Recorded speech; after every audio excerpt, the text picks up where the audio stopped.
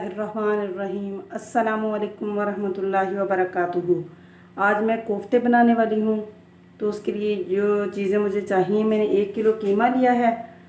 तो मैंने इसको साफ़ कर लिया था सिरका लगाकर। मैं हमेशा अपनी रेसिपीज़ में ये शेयर करती हूँ बात के गोश्त को जब भी आपने साफ़ करना है तो आप उसको सिरका लगा के, मछली हो, गोश्त हो, बड़ा गोश्त हो, छोटा हो या ऑलरेडी कोई भी गोश्त हो, तो आप उसको सिरका लगा के थोड़ी देर के लिए छोड़ दें। चिकन को तो आप 10 मिनट भी छोड़ देंगे तो ठीक है। अगर कीमा है, जैसे मैंने इसको आधे घंटे के लिए छोड़ दिया था सिरका लगा के, और ये देखिए बहुत अच्छा साफ़ हो गया है, इसमें खून वगैरह कुछ नज़र नहीं आ रहा।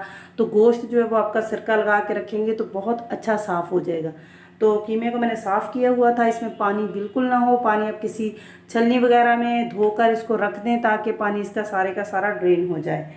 तो कोफ्तों में जो मुझे चीज़ें चाहिए, बिस्मिल्लाहिर्रहमानिर्रहीम। मेरे पास ये थे 4 से 5 हरी मिर्चें हैं मेरे पास। बिस्मिल्लाहिर्रहमानिर्रहीम। ये लहसुन है मेरे पास, एक बड़ा गट्ठा लहसुन का था। 1 इंच जो है वो अदरक का टुकड़ा था मेरे पास, वो मैंने काटा है।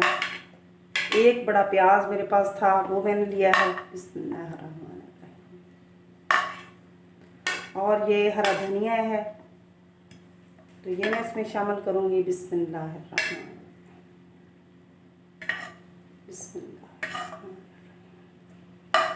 तो ये सारी चीज़ें जो है वो मैं चॉपर में डाल दूँगी। अगर आपके पास चॉपर नहीं है तो फिर भी कोई मसला नहीं है। जहाँ से आप कीमा करवाते हैं तो फिर आप इस तरह करें, उस आदमी से कहें कि कीमे को 2 दफ़ा मशीन से निकाल दे, 2-3 दफ़ा। बिस्मिल्लाहिर्रहमानिर्रहीम। तो ये चीज़ें मैंने इसमें शामिल कर दी। बिस्मिल्लाहिर्रहमानिर्रहीम। अब ये मेरे पास कोफ्ता मसाला है, ये देखिए। तो ये मैं 2 भर के चम्मच इसमें शामिल करूँगी, बाकी हम ग्रेवी के लिए रख लेंगे। तो बिस्मिल्लाहिर्रहमानिर्रहीम। अगर आपके पास कोफ्ता मसाला नहीं है तो फिर भी कोई मसला नहीं है, आप लोग इस तरह करें। फिर ये सुरख मिर्चें, हल्दी, नमक, सूखा धनिया, गरम मसाला, ज़ीरा, ये सारी चीज़ें जो घर में अवेलेबल होती हैं, जो हम सालन में इस्तेमाल करते हैं, हर चीज़ वही इसमें शामिल कर लें। थोड़ा सा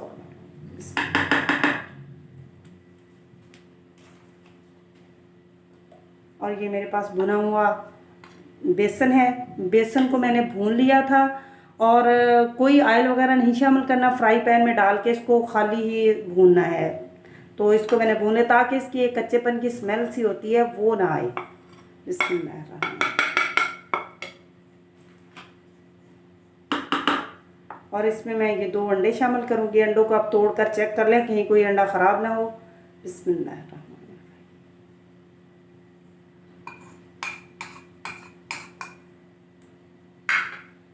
अब हम इन सारी चीज़ों को चॉप कर लेंगे।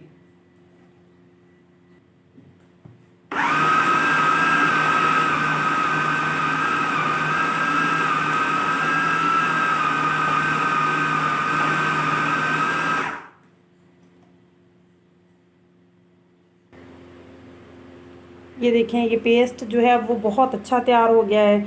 असल में मैं असल बात आपको बताऊं, क्योंकि ये जो है हमें बिल्कुल इसकी जो मिक्सिंग है वो बहुत अच्छी चाहिए होती है।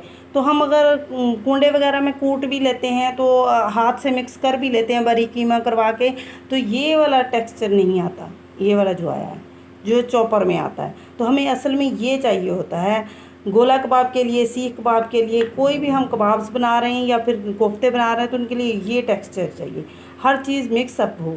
तो अब इसमें बहुत अच्छा ही हो गया है। तो अब मैं इसको सारे इसके जो है वो मैं कोफ्ते तैयार करके रख लूँगी। तो अभी मैं ये आयल है मेरे पास, आयल का हाथ लगा के इस तरह, बिस्मिल्लाहिर्रहमानिर्रहीम, हाथ को मैं इस तरह आयल का हाथ लगा लूँगी। बिस्मिल्लाहिर्रहमानिर्रहीम। इस तरह हम पेस्ट लेंगे, तो इसको हम इस तरह गोल करते जाएंगे, ठीक है, जिस तरह कोफ्ते की एक शेप होती है ना, उस तरह। क्योंकि ये हमने इसमें बेसन शामिल किया हुआ है तो ये खुलेगा नहीं इंशाल्लाह ताला, क्योंकि अंडे भी इसमें शामिल किए हुए हैं। तो इस तरह ही हम इसको गोल गोल बना के सबको हम रख लेंगे। बिस्मिल्लाहिर्रहमानिर्रहीम। ये देखिए सारे कोफ्ते मैंने इस तरह बना लिए हैं। तो अब इन कोफ्तों को मैं थोड़ी देर के लिए फ्रीज़र में रख दूँगी, तो ये अच्छे से सेट हो जाएंगे, फिर इनको हम बाकी काम करेंगे। कोफ्ते मैंने बना लिए थे, ये देखिए आपके सामने, और मैंने इनको फ्रीज़र में रख दिया था, तो रेस्ट हो चुकी है। अब मैं इसको एक एक करके हम शैलो फ्राई कर लेंगे, इसको हाफ़ टर्न कर लेंगे। बिस्मिल्लाहिर्रहमानिर्रहीम।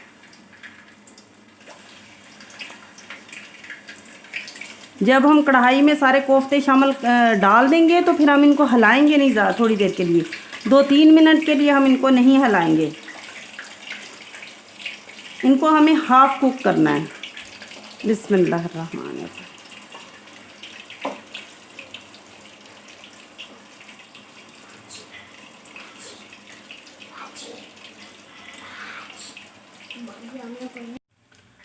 ये कोफ्ते हमारे बिल्कुल फ्राई हो चुके हैं, ये देखें। बिस्मिल्लाहिर्रहमानिर्रहीम। आप इनको जो है वो हल्की फ्लेम पे, यानी कि हल्की आग पे हम इसको करेंगे। जब हम इसको डालेंगे फिर हम जल्दी इसको नहीं छेड़ेंगे, तकरीबन 4 से 5 मिनट लग जाएंगे इनको पकते पकते। तो फिर उसके बाद एक दफ़ा टर्न करेंगे हम इसको, और फिर जब ये इस तरह का कलर आ जाएगा तो हम इसको निकाल लेंगे, फिर ठंडे करके हम इनको फ्रीज़ कर सकते हैं। बिस्मिल्लाह। कोफ्ते मेरे बिल्कुल रेडी हैं। अब मैं इसको किसी भी टिफ़िन में डाल के इनको फ्रीज़ कर लूँगी, तो जब मुझे चाहिए होंगे तब मैं इसकी ग्रेवी बनाकर इसको बना लूँगी। तो इसकी ग्रेवी वाली जब मैं रेसिपी बनाऊँगी तो वो भी आपके साथ ज़रूर शेयर करूँगी कि इसकी ग्रेवी कैसे कोफ्तों की बनाते हैं। तो इसी के साथ मेरे चैनल को सब्सक्राइब करें, लाइक करें, शेयर करें। आपको अच्छा लगे तो अल्लाह ताला आपको आपके घरों में खुश रखे, आबाद रखे, और मुझे दे इजाज़त। इसी के साथ आपसे मिलते हैं अगली वीडियो में। अल्लाह ताला आपको और मुझे खुशू और खजूर से 5 वक्त की नमाज़ पढ़ने की तौफीक अता फ़रमाए। अल्लाह ताला आपका और मेरा खात्मा ईमान बिल खैर करे। आमीन सुम्मा आमीन। अल्लाह हाफिज़।